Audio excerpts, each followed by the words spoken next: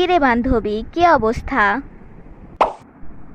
এই তো ভালো আছি। কি বলবি বল। বান্ধবী চল বাইরে থেকে বেরিয়ে আসি, অনেকদিন থেকে বাইরে যাওয়া হয়নি।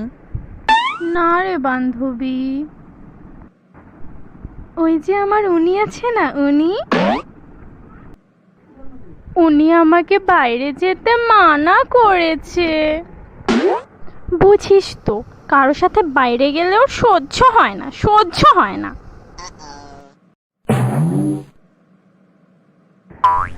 ও আচ্ছা, বুঝছি। তাহলে চল ছাদ থেকে ঘুরে আসি। না রে দোস্ত, ছাদে তো যাওয়াই যাবে না। ছাদে যদি কোনো ছেলে আমাকে দেখে পছন্দ করে ফেলে,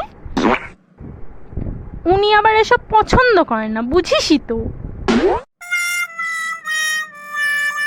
তাইলে চল বারান্দা থেকে ঘুরে আসি। না রে দোস্ত, ও আমাকে বারান্দায় যেতে মানা করেছে। ও চায় ও ছাড়া অন্য কোনো মানুষ যেন আমার মুখ না দেখে।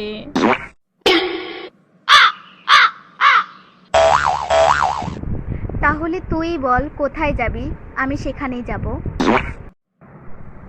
বাইরে তো কোথাও যেতে পারবো না, উনি আমাকে যেতে মানা করেছে।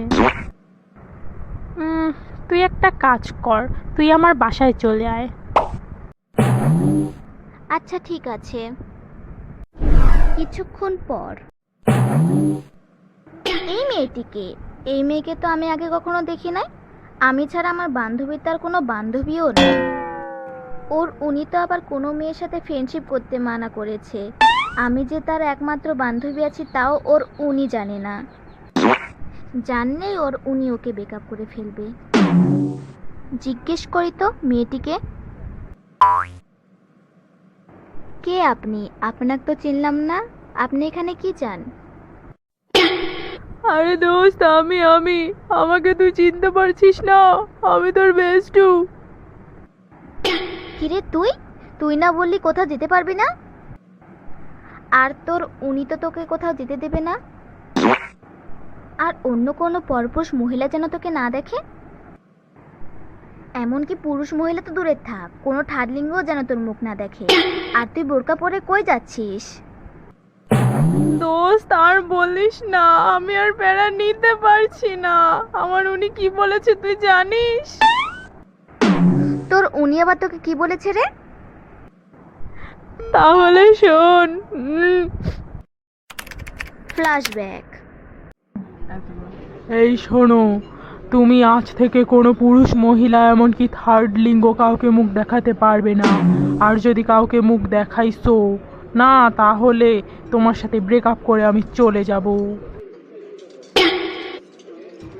আর শুনলাম তোমার বাসায় নাকি তোমার ওই পাঁজি বান্ধবীটা আসবে, তুমি তো ওকে আরোই মুখ দেখাতে পারবে না। আর যদি ওকে মুখ দেখাইছো না, তাহলে আমি তোমার সাথে আজকেই ব্রেকআপ করে চলে যাব।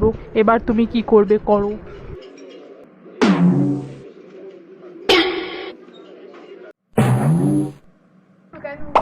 দোস্ত এখন আমি কি করি তুই বল। আহা, আমি পারি না আর পারি না, আমি কেন মরি না। আজরাইল কি সিনেন। ভিডিও যদি আরো পেতে চান তাহলে আমাদের চ্যানেলটাকে সাবস্ক্রাইব, লাইক, শেয়ার, কমেন্ট করে পাশে থাকবেন। আল্লাহ হাফেজ।